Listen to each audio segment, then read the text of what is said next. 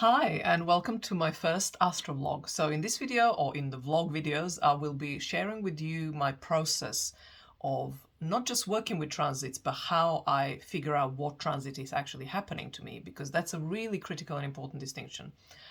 So I will be using this most recent example of mine, life example, and I'm still in it, but I'm kind of at the end of my discernment phase. So now I have entered last night the stage of actually now I'm collecting data to work with it because I settled on it. I decided that's what's happening. So, but it's really, I was going to talk to you about a different transit, like the big this summer Pluto squaring the nodes, and I will probably touch on that in Capricorn season, maybe in my vlog in Capricorn season, but because this one is such an amazing example of what I'm going to share with you, of my process at least, and how transits are actually fantastic vehicles for studying astrology, right? That's ultimately why.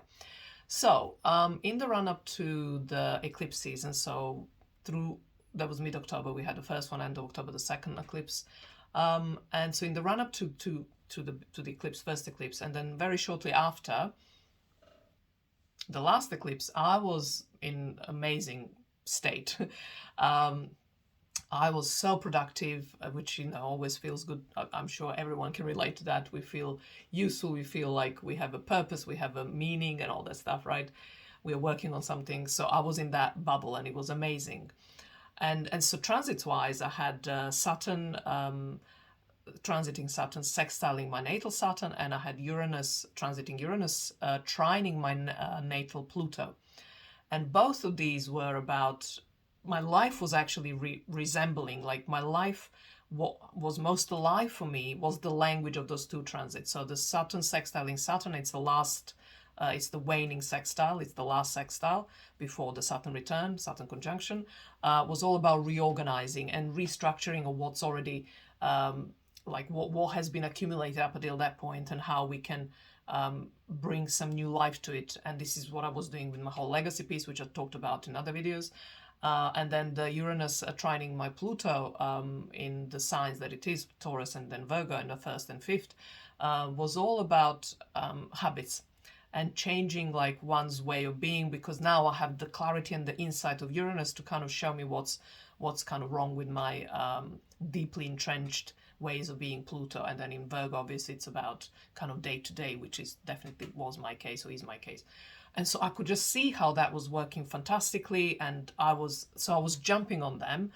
So I'm not talking about that transit, because the next one is the most amazing story, rather.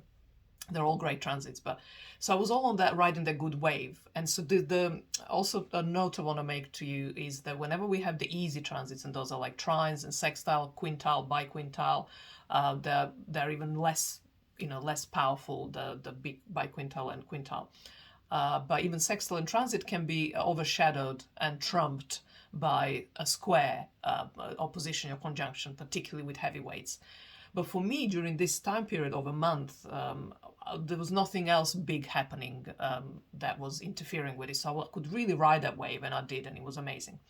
And then on the 7th of November, I just woke up as if in a different world. If my world was multicolor, Dolby stereo system, all that stuff up until the 7th of November, on 7th of November it was black and white, or sepia.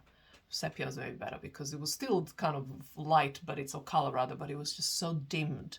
I woke up heavy, and I woke up just lethargic, and I eventually got depressed because my mind kicked in. But there was a point, there was probably an hour or two before I kind of, or even 3 or maybe 4, on the 7th of November, I gave myself some grace that this is just maybe some kind of, maybe I just didn't sleep well, or ate something the night before, or something like that, right? So it's like a physical explanation that is purely energetic, and it has nothing to do with, me being wrong, right? Or me doing something wrong. And then however long into the day, when I realized that this is just getting too much, I can't even bring myself to do any work. Now, I can, don't get me wrong, this is not a heavy depression like the people cannot get out of bed, and I had those in the past, but this was not that. But there was definitely a strong sense that I just don't want to do anything. I just can't be asked. I'm just like, like listless, lethargic, lifeless, right? And then, so like I say, a few hours into this way of being, where I kind of finally realized I haven't done this, I haven't done that, nothing urgent, and everything can wait for a week, or a day, it's fine. But it's like the fact that I just couldn't bring myself, so I wasted a day in just watching either Netflix or I don't know what I was doing. Certainly, I'm sure I was doing some of that. And I was like, and that's when the mind kicked in, and I was all then starting to beat myself up for it, right, and blame myself for it, and talk self-abusive talk to myself, and and so, but I was just struck by the suddenness of it. The day before I was great, but all of a sudden I was like poof. Now, so this is the only sliver of life coming back to me, was this realization, was this call, and that's what happens every single time, good or bad transit, good or bad experience. I'm like, what's happening? What is this transit? What has turned me like this? And so I checked my astrology, couldn't find anything there. I told you about the two good aspects. No, obviously they're not them. There's nothing else like it was, particularly bad, like opposition or square or conjunction even. So a few days go by, or a couple of days or something, and I cannot get out of this state. And then I don't know what made me think. I can't remember what triggered that. It wasn't. Something came to me like an information of somewhere that made me think of that particular transit, even though it was an obvious transit. Is the Sun opposition Sun. I think I maybe read it on my day to day or something. I'm not sure. It doesn't matter. I was like, okay, but the actual astrological sort of delineation of the transit wasn't still resonating for me. But what it reminded me of was a human design version of the transit. And I was like, that's what's happening. And as I realized that, I then realized also that as I look back on like the days prior to 7th of November, that actually from the 5th and 6th, I was already, and I journal more or less every day, but it was close enough in time that I could remember without reverting to my journal. But still, I was sort of checking, and it was basically, I was already starting to kind of exhibit some of those kind of lethargic moments. But, life is like never high always, right? We always go through those dips. So I was like giving it not too much importance until that 7th of November, which was like, poof, like something just, the switch was on or off, right? And so the transit that I've discovered or remembered that was actually happening to me is transit through the gate 1 or gene key 1, which is basically, I don't know exactly the degrees, but I know for a fact that it includes the 15th degree of Scorpio. So it's certainly the middle of Scorpio. So it could be a couple of degrees before, or 1 degree before, 1 degree after. I'm not sure. Don't hold me to it. If you know your human design, you will maybe know which other degrees it is there if you have the gate defined. But the bottom line is that I'm very much familiar with the gate, since I have it in my human design chart. It's where my Earth is. So Earth is always opposite the Sun, and my Sun is 15 degrees Taurus. So that's how I know it's 15 degrees, gene key 1 or gate 1. And one of the key words of the shadow expression of that gate is entropy. Now, entropy is exactly what I experienced on the 7th of November, which is when it hit it hit the 15th degree of Scorpio. So it hit my Earth. Now, Earth in that gate is actually in detriment. So I was like, great, which I knew about, but being reminded at the time, I'm already down, like, yeah, kick me more. But the entropy actually, and this is the beauty of these transits, like when we read them, like, I have my own notes. I have Richard Rudd on that writes beautifully, also the original Ra, the source of the human design teachings. So I have all those notes compiled and my own sort of, ruminations on it and stuff. But essentially, it's the time where it's germination. It's like you are pulled into the underworld, as it were, to kind of get quiet and in the darkness when things are, not to tell yourself that something's wrong with you, but just to be with that is the bottom line. So that kind of lifted some of the, certainly removed some of the chatter, the self-abusive mind speak, right? And which was a relief. But still, I was left with this, like this apparent, with the not apparent, but the instruction to just be with it. And that was so hard, of that nothingness. And I know I've done it in the past, and this time it was harder than some other time. It depends where I am in my own journey, but this time was really hard to just be with it. But I was with it, and I sort of tried to journal a bit, but I kept kind of reminding myself not to try to fix this. There's nothing wrong with me. It's just the way the energy flows, and I will come out. And I had so many examples when I did come out on the other end eventually, and I'm then having something fresh and new to, and that's exactly the sort of the steps of that particular gate and that transit, right? So what happened then? So this is the 7th of November. Now we had Mars and Mercury around there. Well, no, they were gone, I think, by that point, past that stage. But eventually the Sun moved out of the gate 1. And I was still in that place. It's 21st of November as I'm recording this video, and I'm still in that place. Not like today, today, this morning, a little bit, less maybe than other days, than those last 2 weeks. But still, it's there. And because I'm recording this, so I'm like, there is energy definitely because I wanted to record. I was inspired. So my point being is that once the Sun left the gate 1, and I still felt like I did, I was like, so this can't be it. And then I can't remember. Oh, I do remember, because I thought, there is human design somehow speaks to depression more kind of specifically. It's like almost like a bullet point. If the whole human design teaching is like list of things, like bullet points of various kinds, billions of them, right? There are quite a few in my own chart that have depression as the shadow expression of some of my placements. And then there is, but always the advice is like to be with it and you come out to the other side, blah, blah. So I remember the second placement in my chart where that is the case. And that is my gate 60, where I have unconscious Mercury. So don't worry about this. This is the technical terms. If you're into human design, you'll know. If you're not, don't worry.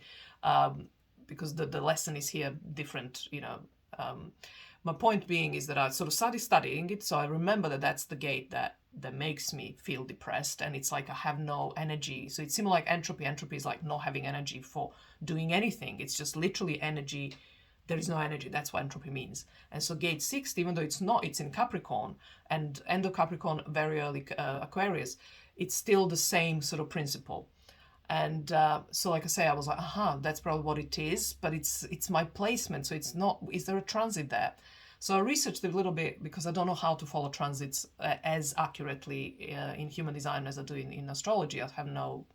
It's not freely available on the internet or wherever.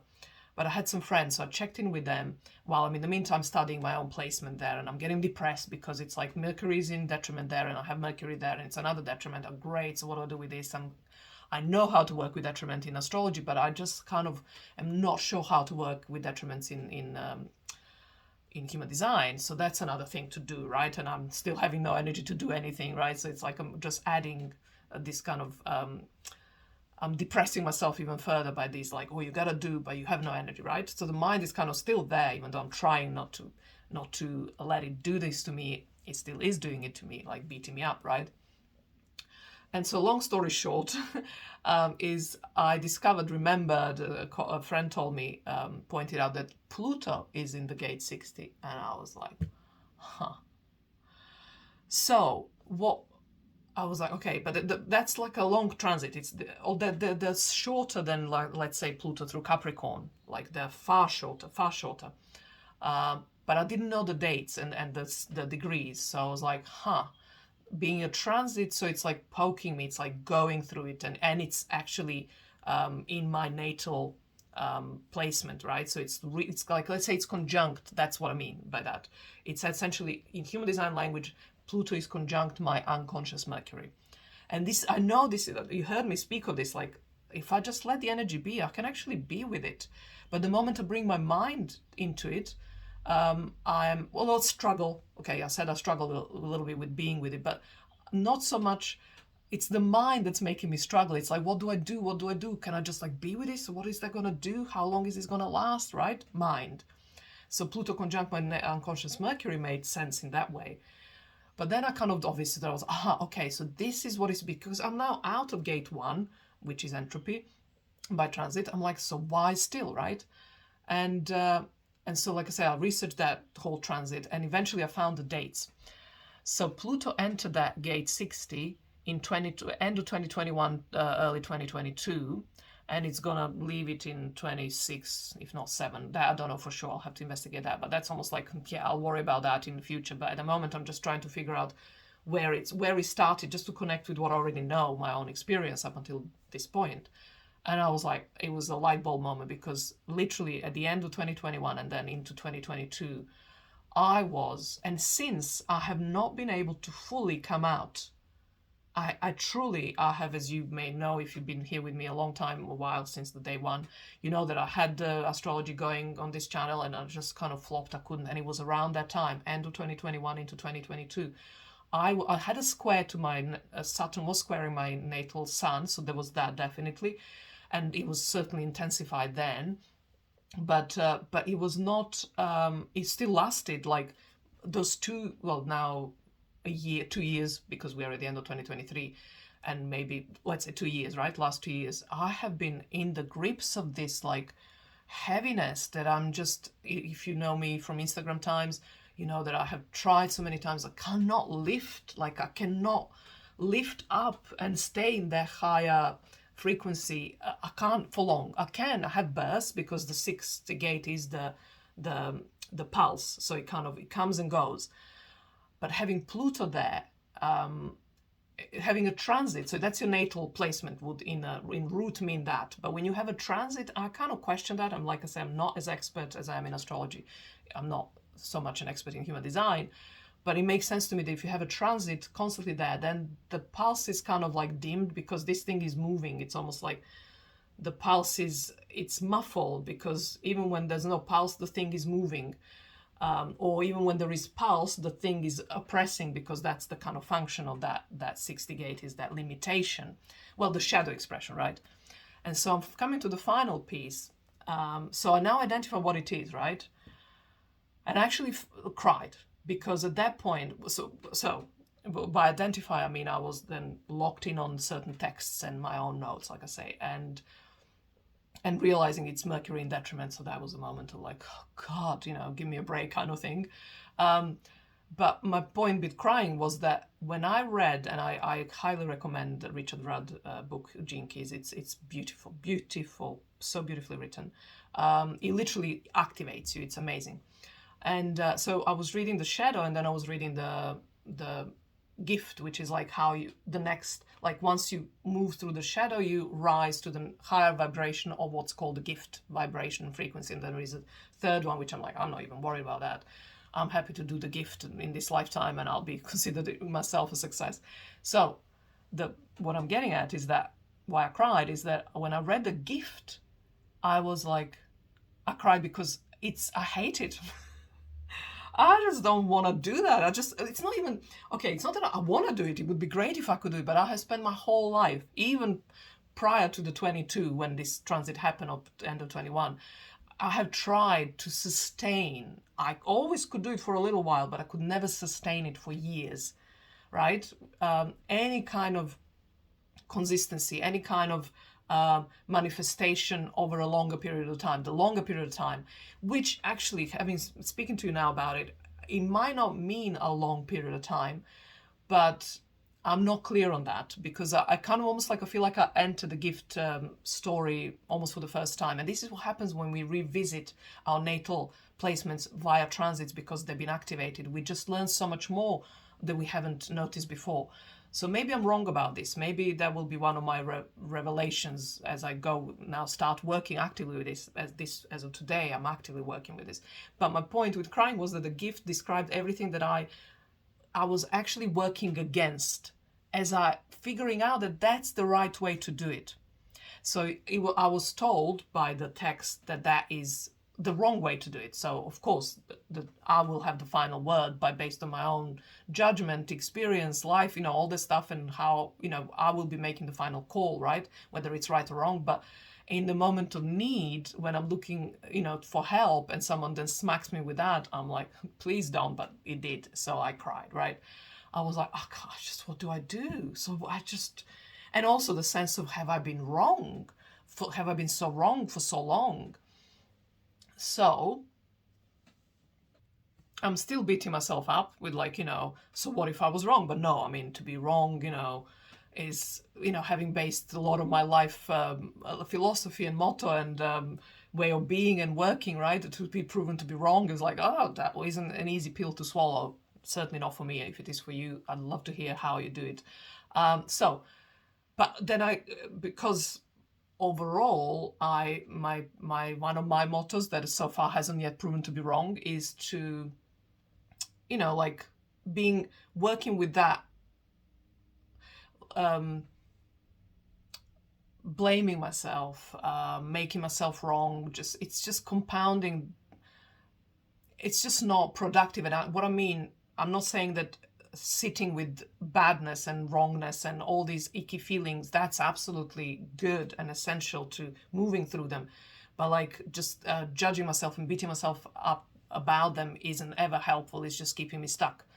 So I knew that is not going to be the method, right? So then I focused on the shadow, and so started researching or reading all the stuff about the shadow part of it, which is depression and limitation and like being stuck in the past, mental loops. It's all to do with mental, even though not everyone has Mercury there, but I happen to have it, so it kind of is fitting that it's mental, that it's of the mind, right? And eventually, so that I cried like, was it maybe 2 days ago or something when I've kind of read this. And since, like I said, particularly this last night and then this morning, I've been sitting with that even more. So I found this like a content by one of the human design experts. I cannot pronounce his name. He's English, by the way, British. So weird name, strange name. It doesn't matter. I can't. So anyway, and he was talking about it from the shadow perspective. Well, he's a human designer as opposed to Gene Keys, so he wasn't talking about a shadow as such. But the way he was talking about it kind of gave me just reminded me of my motto, at least part of it being still right, which is to be because there is no moving through anything until you accept it. I know that much, and that much even the most enlightened, like Eckhart Tolle, which I think I have been quoting already because I've been binging on him in September and October, speaks of. So it's like there isn't, and all the other wise mystics and gurus and whatever, whatever, right? I think that's kind of a common knowledge, right, in the spiritual world or personal growth world, is that without acceptance, there is no moving through it. And then coming out on the other. Basically, acceptance is the road to freedom, is what I mean. So to be free of something that is bugging you, that is holding you back, that it's keeping you down, depression, blah blah blah, right? You need to be with it, accept it, and only then you can be free of it. And it's not like that. I'm sure it's probably takes time, which is why people don't necessarily do it and all that, right? Anyway. But that's the bottom line. So it's like, so now what does that look like? So I'm left today, after last night, today I'm left with this kind of final chapter headline, chapter title for me in this book of this particular transit. So this is going to be happening, by the way, for me till, like I say, till it's gone out of the gate of 60 gate, which is like 20, like I say, 5, 6, 7, possibly even, and it will be squaring my Saturn from that very gate, so that will be fun. But it's kind of all of a sudden. So this is where my energy is back now. I don't feel as lethargic because now I know what to do, even though what the doing will involve a lot of not doing, will be acceptance and sitting with that thing that I'm so happy to have kind of like moved on from as of yesterday, really just for a day at least. And so the title of this new chapter is like, it's knowing that it's the title of the new chapter that I'm now going to start writing is like, what does this look like? What does accepting that my depression that is caused by all these, the mental loops and my Mercury, unconscious Mercury, Pluto being there and all this stuff, right? Which is the depression in that gate, in this transit, comes from this sense of limitation. There is so many limitations. I have limited time, I have limited body, I have limited resources, everything is limited, right? Everything has a limit for as long as we live, basically. Now, of course, they can be moved through and remove those limits. But that's the thing. How do you remove them without either ignoring them, or rather, how do you get past them through acceptance? What does that look like? So I'm left with that. Like, I don't have any words underneath that title of that chapter of what does accepting limitation look like?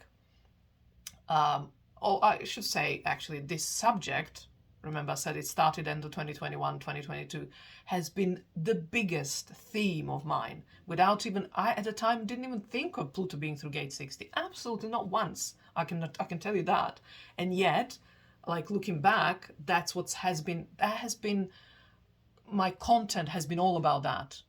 It was not astrology, it became just that. Like, how do we live? And astrology has always been there a little bit, but that was the primary thing. Like, how do you live? What does that mean to live with limitations? Well, with accepting them. What does that feel like? What does that mean?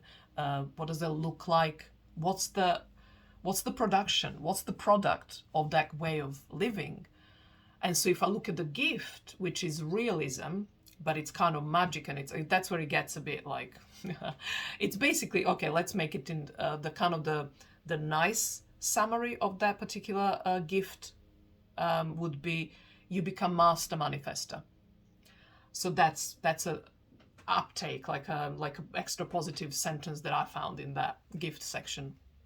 But yeah, so there's that, right? So maybe that's something I will be using to kind of tell me I'm getting good at this. But what I know, I have to be very vigilant as to how, so not to ignore, not to deny, not to shame, okay, not to shame this limitation, this sense of this depression that I'm going through, this sense of listlessness and lifelessness and lack of productivity, that I'm not on top of my game, that I'm not doing and creating and stuff.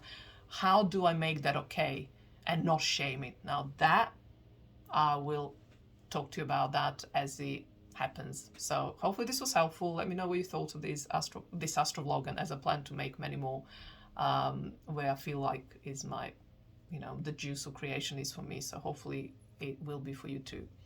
See you next week.